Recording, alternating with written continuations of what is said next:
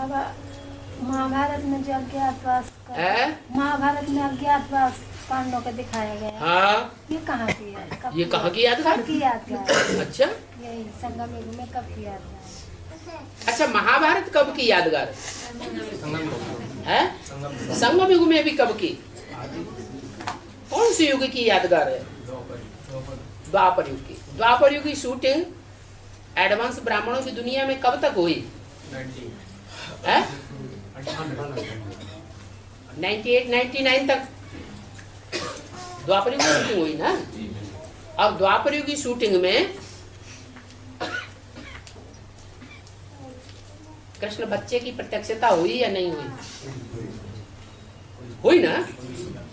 तो जब कृष्ण बच्चे की प्रत्यक्षता हुई, कृष्ण प्रत्यक्ष हुआ माने भगवान प्रत्यक्ष हुआ, तो उसके बच्चे भी प्रत्यक्ष हुए होंगे। पंडा बाप प्रत्यक्ष हुआ तो पांडव भी प्रत्यक्ष हुए होंगे।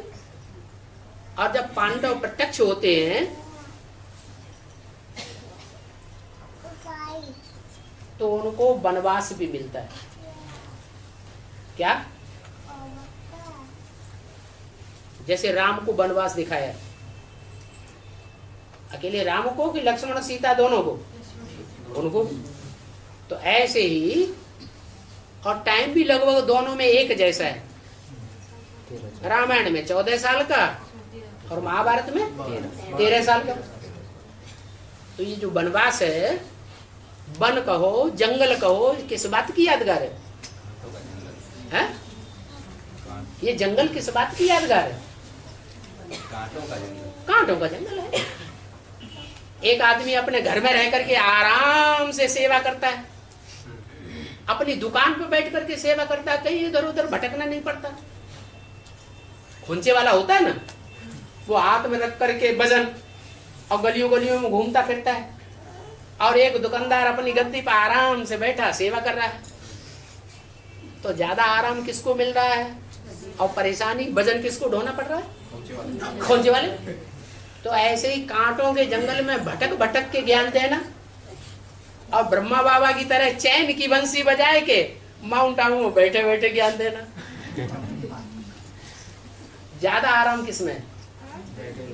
बैठे बैठे। तो ऐसे ही जो पांडवों का हिसाब है, अव्यक्तवाणी में जो बोला है 2000 में कि बाप दादा दुनिया वालों की नजरों के सामने से गुप्त हो गए। माने जो कौरव हैं विरोध करने वाले, और जो यादव हैं विरोध करने वाले, उनकी नजरों से गुप्त हो गए, और तुम बच्चों के सामने प्रत्यक्ष हो गए। तो इससे जाहिर होता है कि 99 के बाद वो 12 साल का, 13 साल का, 14 साल का वनवास प्रत्यक्ष हुआ। कांटों के जंगल में उनको भटकना पड़ता है, 3 पैर पृथ्वी के नहीं मिलते। कोई कोई अभी भी प्रश्न करते हैं। बेसिक वालों को तो महलवाड़ियां अटारियां ही हैं ढेर सारी, एडवांस वालों को भी तो बड़े बड़े मिनी मधुवन मिले हुए हैं। हाँ बाबा, एडवांस भी कुछ बच्चे ही ऐसे कहते हैं। मिले हैं कि नहीं? बड़े बड़े महल मिले हुए। तो पांडवों को जो गायन है कि 3 पैर पृथ्वी के नहीं मिले, तो ये बात कैसे लागू होती है? और लागू हो रही है कि नहीं हो रही है? कैसे हो रही? हाँ, पहले तो हर काम हर बात जो है बाप से शुरू होगी ना। बाप बीज में पांडव भी समाये हुए हैं,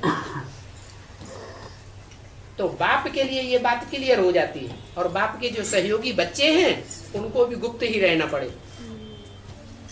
जो बाप के जीवन में जो बात समाई हुई होगी संगम युग में, वो बात बच्चों के जीवन में भी आएगी या नहीं आएगी? परीक्षा आएगी, आज नहीं तो कल। तो बाप इस समय गुप्त पार्ट बजाए रहा है और कांटों के जंगल में भटक रहा है। 3 पैर पृथ्वी का ठिकाना नहीं मिल रहा है, एक जगह बैठ के सेवा करेगा तो हमला हो जाएगा। पांडवों को भी तो यही डर था ना। उस बात को देवासुर संग्राम में दूसरे तरीके से दिखाई दिया। क्या दिखाया कि भस्मासुर जो षष्ठी का बीज है शंकर, उसके पीछे पड़ गया। तो सारी दुनिया में वो भागते भागते फिरे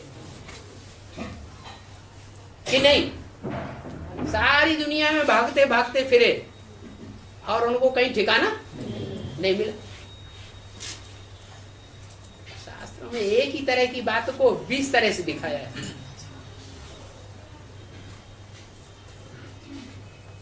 देवताएं असुरों से बहुत डरते थे। देवताएं असुरों से बहुत डरते थे। डरते क्यों हैं? कहाँ के संस्कार हैं जो डरते हैं? नहीं, द्वापर कलयुग में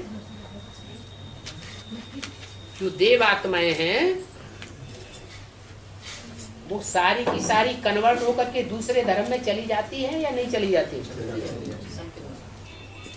कोई इस्लाम धर्म में, कोई क्रिश्चियन धर्म में, कोई बौद्ध धर्म में, कोई सिख धर्म में, कोई सन्यासी बन गए, सारे ही कन्वर्ट हो गए। तो संख्या कितनी रह जाती है? 5 रह जाती है, मुट्ठी भर। और वो ढेर के ढेर। तो जो मुट्ठी भर हैं वो बाहुबल का प्रयोग करेंगे या जो ढेर के ढेर हैं वो बाहुबल का प्रयोग करेंगे? जो ढेर के ढेर हैं वो बाहुबल का प्रयोग करते हैं। और शिवाजी जैसों को जंगल जंगल में भटक भटक करके अपने प्राण बचाने पड़ते हैं, मुकाबला करना पड़ता है। तो यहाँ पर शूटिंग हो रही है, रिहर्सल हो रही है। बातें सारी वही हैं जो शास्त्रों में लिखी हुई है।